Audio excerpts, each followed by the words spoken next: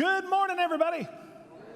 My name is Terry. I'm one of the pastors here, and if it is your first time you're visiting with us, we're so excited that you're here, especially on Mother's Day. And so as Nick shared earlier, happy Mother's Day to all of our moms here in the room. Happy Mother's Day to my wife, Jennifer, sitting up there as well. And I hope that you have an incredible day. And what a day to start a brand new message series entitled Strong Women of the Bible.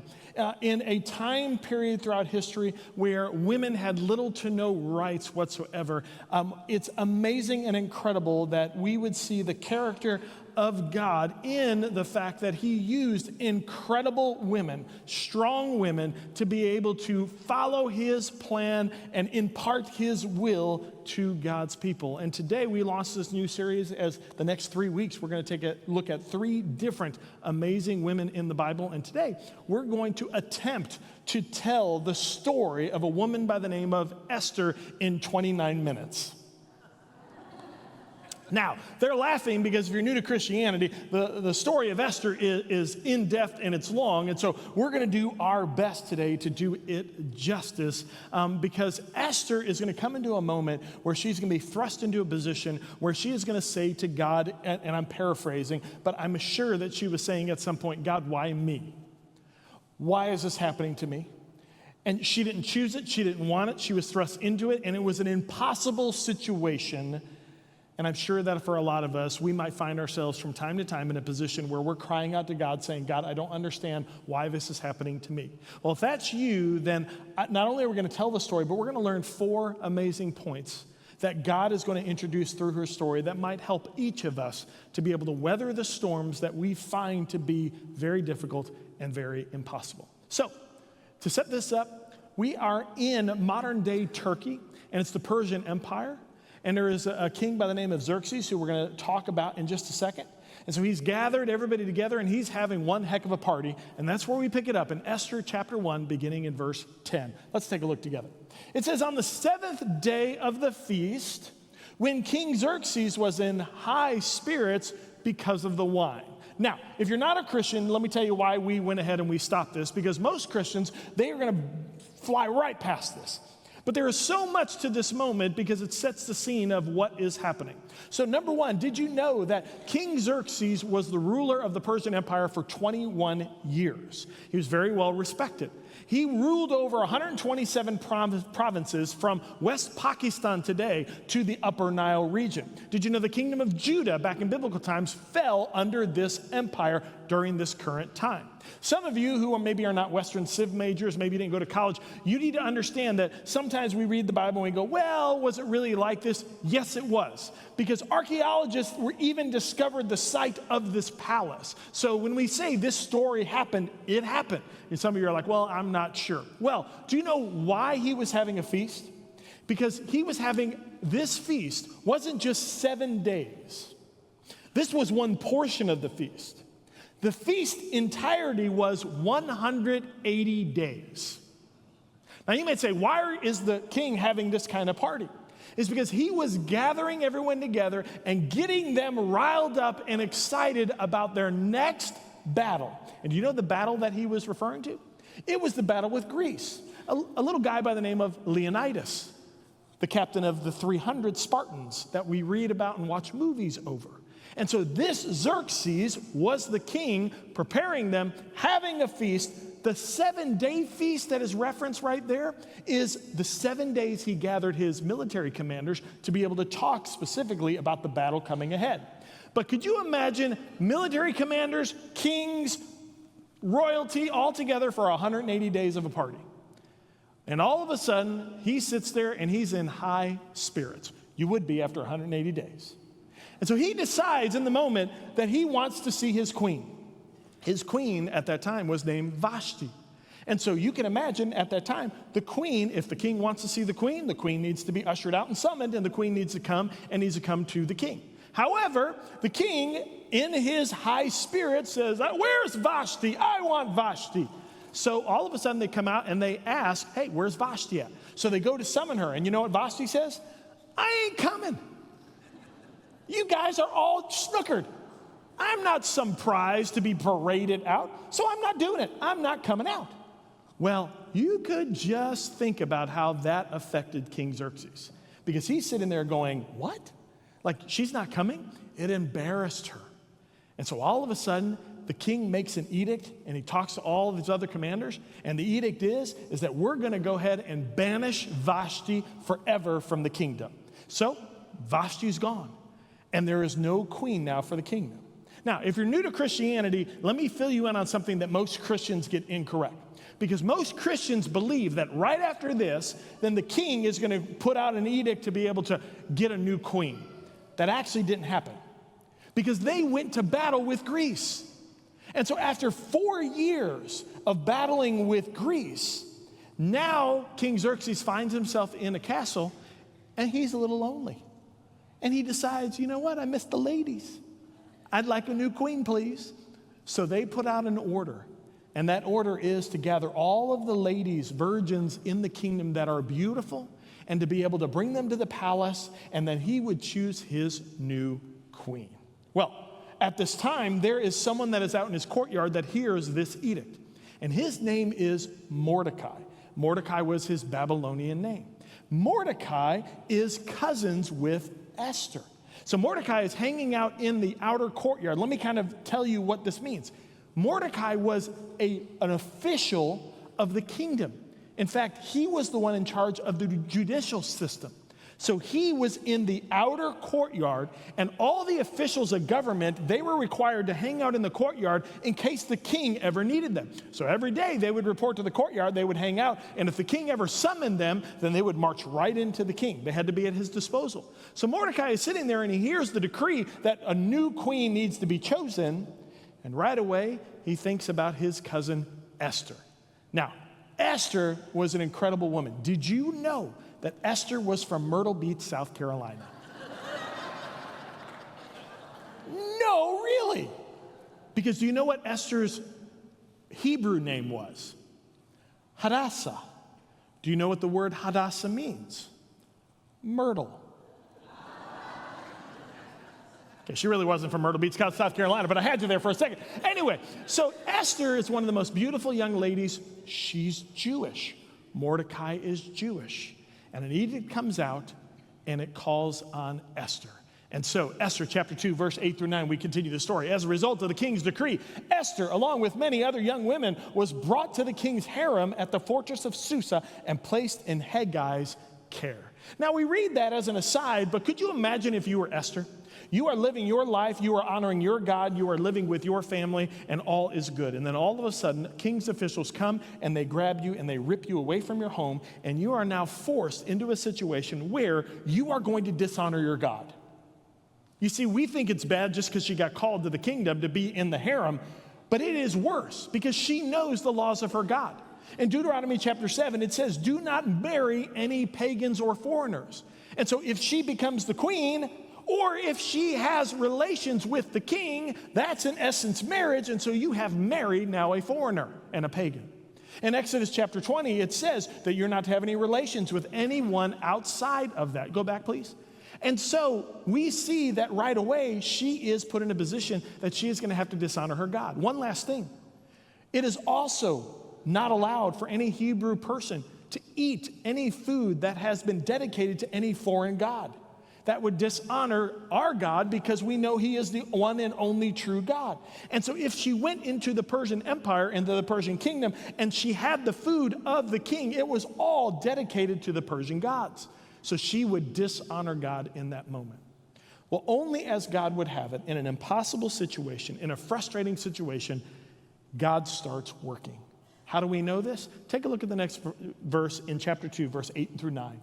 It says that Haggai was very impressed with Esther. Esther has found favor, and he treated her kindly. And watch what he does. He quickly ordered a special menu for her.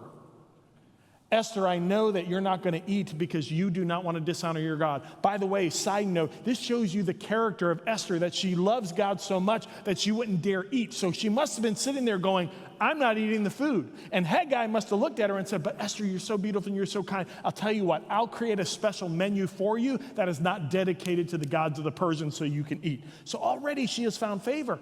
And then provided her with beauty treatments. How many of you have given mom a massage for Mother's Day?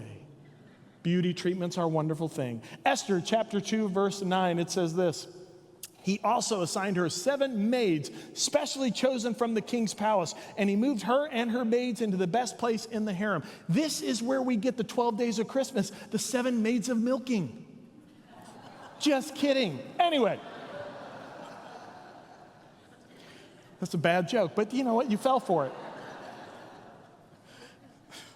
Bad pastor. Anyway.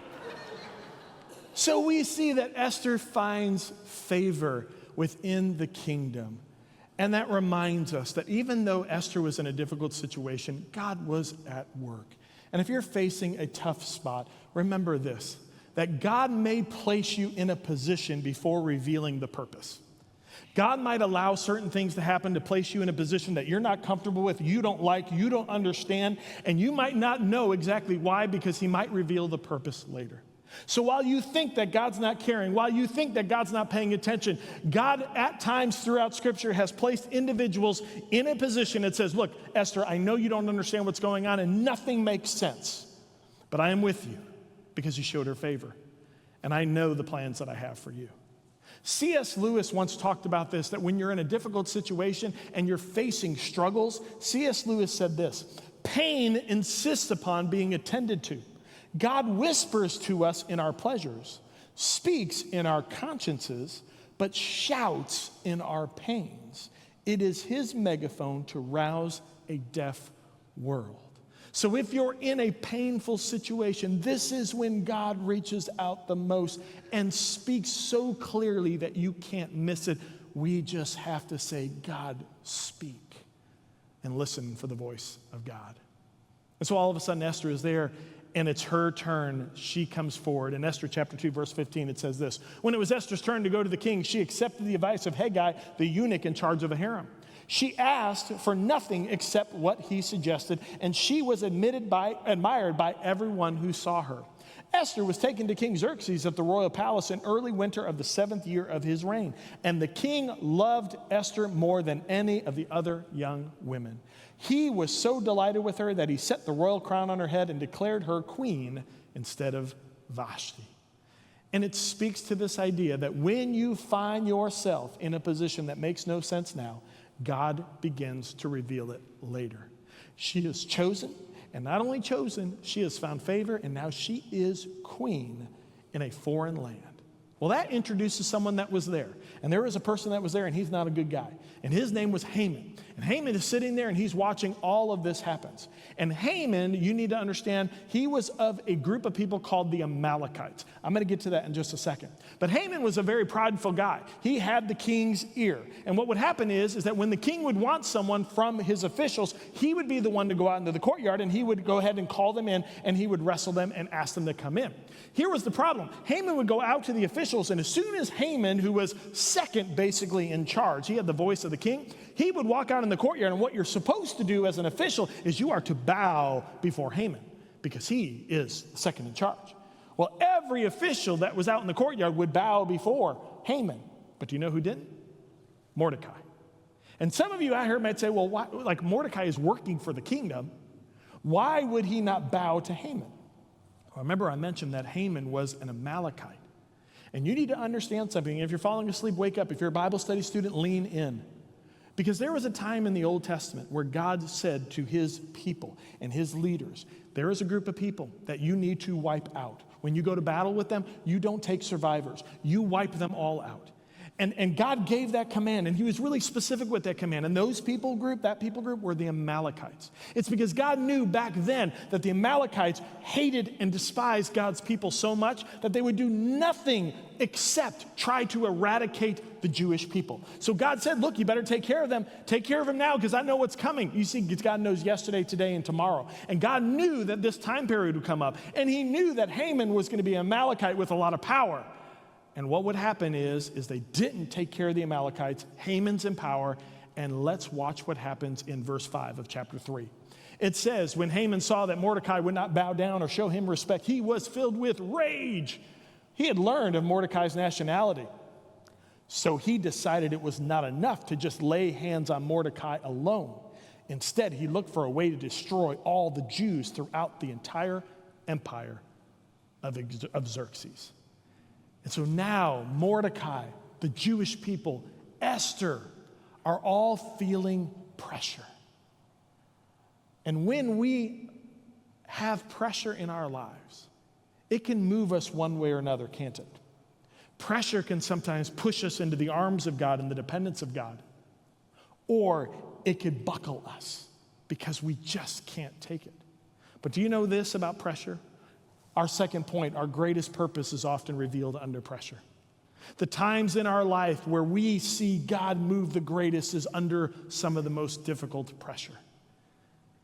And so some of us in this room today, you might not like what you're going through. You might not like what's going on at home. But the truth is that sometimes God allows pressure so he can speak clearly about our future.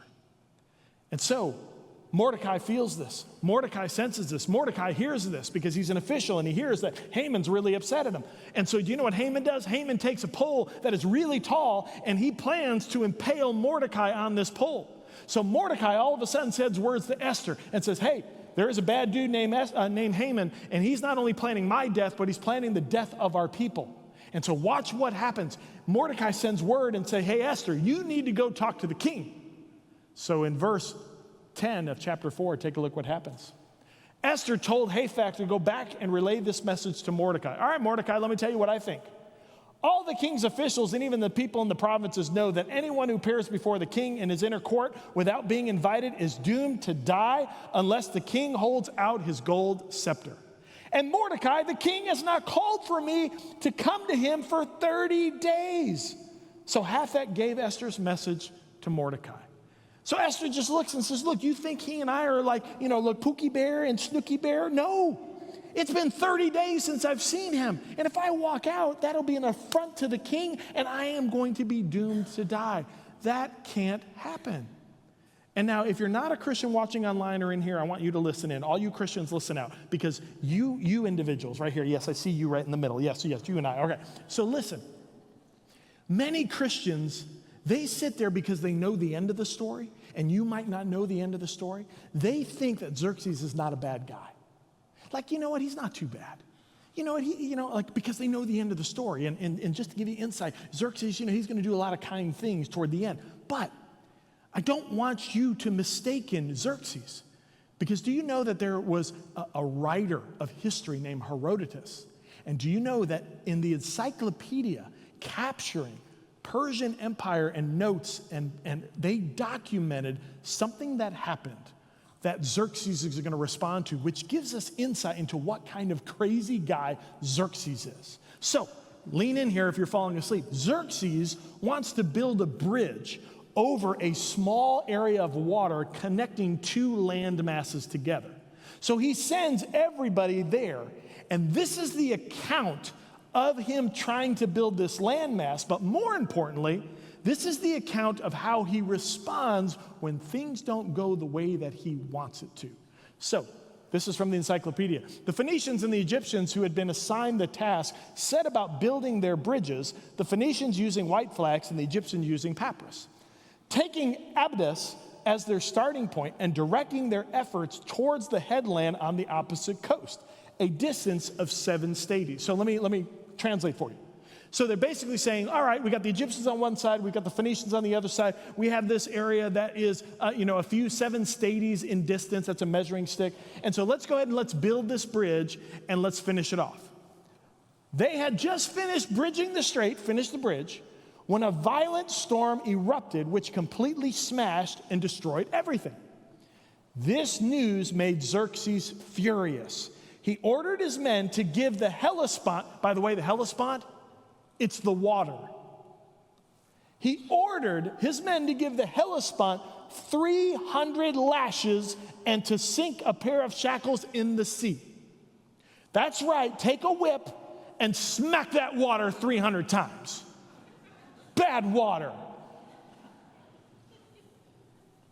I once heard that they also dispatched men to brand the water. Do you know what branding means? Hot poking stick, branding water. Be that as it may, he did tell the men he had thrashed the sea to revile it in terms that you would never hear from a Greek. So they said this, "Bitter water," they said, "this is your punishment for wronging your master when he did no wrong to you. King Xerxes will cross you with or without your consent. People are right not to sacrifice to a muddy, brackish stream like you." So the sea was punished at his orders, and he had the supervisors of the bridging of the Hellespont beheaded. The men assigned this grotesque task carried out their orders, and another team of engineers managed to bridge the Hellespont. So you're dealing with Xerxes, who is beating up water. This is the kind of king that Mordecai wants Esther to walk out into and present herself knowing that he's probably going to go crazy. So watch what happens. Mordecai responds to Esther and says this, "Don't think for a moment, Esther, that because you're in the palace, you will escape when all the other Jews are killed. If you keep quiet at a time like this, deliverance and relief for the Jews will arise from some other place, but you and your relatives will die." I love this because you know what Mordecai basically says is, look, I know you think you're going through a difficult time, and I know you're saying, why me? And I know you're saying, don't use me or whatever, but you know what? God has a plan and a purpose for you, Esther. And whether it's you or whether it's someone else, his purpose is going to be done. And so if you just want to sit there and you want to sit on the sidelines, then fine, you're going to die and the people are going to die and you're going to be at the loss. But if you really want to trust God and you want to see God work, because God works in the pain, God speaks loudest in the pain, God uses pressure to speak the loudest to guide you to a better purpose and a plan. And if you trust that and you follow that, then you can watch God do amazing things, or you can say, you know what, I'm out, I'm done, I'm running from God. And if you want to run from God, that's fine, but you know what? It only leads to death. Then you go do it, Esther. And Esther responds in verse 15 of chapter 4. She says this, "Go and gather together all the Jews of Susa, and Mordecai, fast for me. Don't eat for 3 days, night or day. My maids and I will do the same, and then, though it is against the law, Mordecai, I will go in and see the king, and if I die, I die." Now, I think that was courageous and incredible and everything else, and that's probably the way it went, and she probably said that. The human side of me says that was like a little jab at Mordecai for Esther to say, you know what, fine, you better fast for me, and you know what, fine, I'm going to go in, and you know what, if I die, Mordecai, and it'll be on your head. But that's Terry's paraphrase. But you know what I love about this is sometimes we feel we get into those modes and we just feel we can't move. I want to remind you of something, because sometimes we mistaken that if it's fearful or if we're anxiety driven and it just doesn't make sense in our feelings, we think God can't be a part of it. I want to remind you of a principle. Courage is not the absence of fear. It's obedience in the middle of it. Courage is not the absence of fear. It's obedience in the middle of it. If you want to show courage, then despite your anxiety, despite your fear, you take a step of faith, because that's what faith is. It's trusting that God has a plan when you can't see it. It's not necessarily meaning, no, the only way I'm going to take a step, Terry, is if I'm not afraid of it. No, that's not faith. Faith is stepping out into the water during a storm, trusting that you're not going to sink. That's courage. So Esther says, if I die, I die. So we fast forward. Esther is walking toward the inner court. And we pick up the story in verse 2 of chapter 5. The king was sitting on his royal throne facing the entrance when he saw Queen Esther standing there in the inner court. He welcomed and held out the gold scepter for her. So Esther approached and touched the end of the scepter. So, Esther is saved. She's not going to die. Haman, by the way, is sitting there, and he's watching all this just hanging out. So then he's looking and saying, oh, cool, Esther's here, because he doesn't necessarily know her heritage. So watch what happens. Then the king asks her, what do you want, Queen Esther? What is your request? I'll give it to you, even if it's half the kingdom. And this reminds me that as she walked in, and as she was courageous, it's a principle that you and I need to hold on to, that courage reminds us that the fear of God is more important than the fear of man. A king might kill me, but my God is bigger than any king. No matter what you're facing, your God is bigger. And so he looks at Queen Esther and says, what is it? I'll give you half the kingdom. Don't miss this. The guy who beat up water now offers half the kingdom to a queen who showed up unexpected. Again, a little crazy. Esther in chapter 7, verse 3 says this, if I have found favor with the king, and if it pleases the king to grant my request, I ask that my life and the lives of my people will be spared. For my people have been sold to those who would kill, slaughter, and annihilate us. Now pause.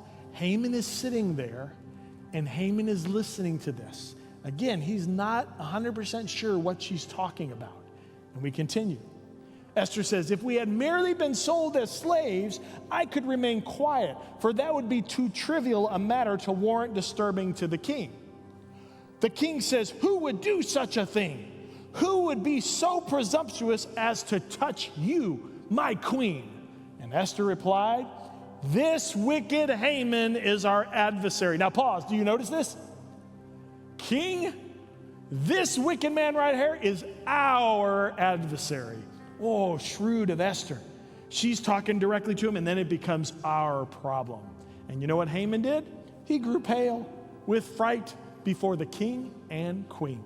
Then the king jumped to his feet in rage, and he ran out of the palace to the garden. Haman, however, stayed behind to plead for his life with Queen Esther, for he knew that the king intended to kill him.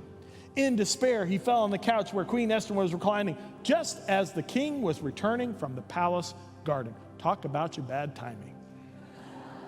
The king explained, will he even assault the queen right here in the palace before my very eyes? And as soon as the king spoke, his attendants covered Haman's face, signaling his doom. Do you remember that pole I mentioned that he had planned to kill Mordecai on? Guess what happened to Haman? Haman was impaled on the pole. The chief enemy was eliminated. But the decree still stood.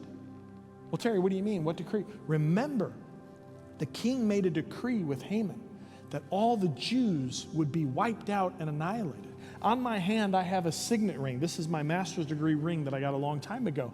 And on this ring, if you look at it from the front, it looks backwards. That's because it's a signet ring. When you go ahead and you press it into wax, then you can read from the wax it facing you, and it is reading correctly.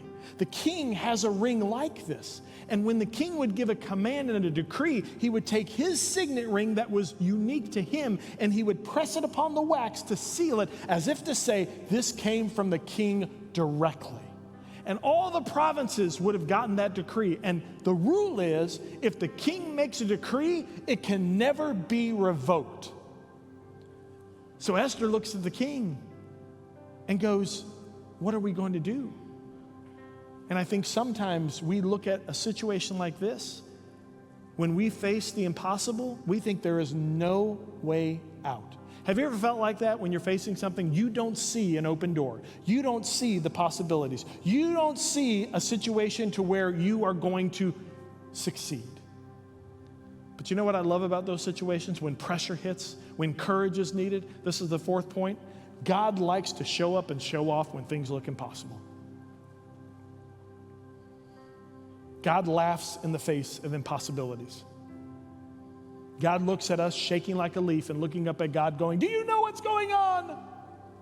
And God looks down at us and goes, yeah, I'm God. Yeah, I've been watching the whole time. And so in that moment, Esther looks at the king, and you know what the king decides to do? I'm going to issue a new decree. And you know what that decree was? You might not know this from history, but you know that in kingdoms during this time, that if you lived in a city or in a province, it was against the law for you to gather publicly without permission of the king. And so if you had all of these people that were of one culture wanting to get together and to talk, that was a no-no, and you probably would be arrested because it would incite someone against the king. So they outlawed any public gatherings or any large group gatherings of any people group as if to keep the people at bay. So do you know what the king said? The king made a decree and said the Jewish people may all gather together from across the provinces. They may train together. They may collaborate together. They may plan together and do anything that is necessary for their survival. So the king gave them permission to organize and prepare for battle. And in Esther 9:16, we see this. The king's decree gave the Jews in every city authority to unite and defend their lives. And you know what happened? The Jewish people, they took on those that were hired to destroy them, and they slayed them, and they survived. And Esther, a woman thrust into an impossible situation, her courage was used by God to protect and to retain the lives of the Jewish population. Powerful story. And that might be your message today. Because I don't know about you, but there have been times when I've thought in my life, you know what, who am I? I mean, God's not paying attention. God doesn't even know what's going on. And you know what, it's a difficult situation, and there's no hope. Don't ever forget that He is the God of impossibilities. He knows you. He sustains you. And if you're going through a difficult situation, I want to remind you of a passage of Scripture from this story. Because Mordecai looked at Esther and said this, "Hey, Esther, who knows if perhaps you were made queen for such a time as this? Who knows if this miserable situation has been thrust upon you for such a time as this? Who knows what God has planned for you? Who knows what God's purpose is? But I know that God is paying attention. I know that God will deliver you. I know that God will never leave you nor forsake you. And that is the promise of God to every follower of Jesus. No matter what you're going through, He has walked through first. He knows the pain you're going through. He knows everything about you, and He is wanting to walk beside you, to give you courage so that you can walk through your fear, not run from it. And that's the story of Esther. Powerful, incredible, and amazing faith for such a time as this. Would you pray with me? God, thank you so much for Esther. Thank you, God, for the courage that she showed. And I pray for my brothers and sisters that might be going through a difficult spot, whether it's at work, whether it's at home. God, I pray that they'd be encouraged today, that they would know that you know exactly where they're at, that you have a plan. And God, sometimes you place us in positions that we don't understand, but you know what's going to happen. God, you know the story, and you know the end of the story. And God, I pray that we trust you with the chapters of our story. Some of them we might like, some of them we won't. But God, you're the author, and may we trust you. So God, bless my brothers and sisters. I pray that they would hold on to you today and hear your voice in the midst of difficult situations. And may you receive the glory. For it's in your precious name we pray. Amen. May God bless you.